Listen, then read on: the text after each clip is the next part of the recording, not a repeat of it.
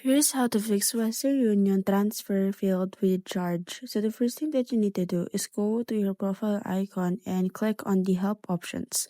Now from the help options, you can now go ahead and contact the support care there and ask them why they transferred you failed but there is a charge.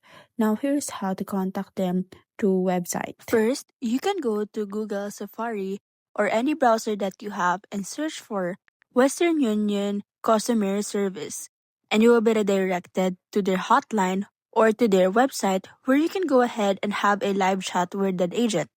So as you can see, you can go ahead and click on Chat with Us. And once you click on the Chat with Us options, you will be able to see there the AI agent, or you can ask them for a live agent to assist you. You can also go ahead and track the transfer or anything that has been solved to your problem. Next is you can go ahead and give them a call and a live agent will assist you through phone assist. You can dial this using your phone or any device that you have.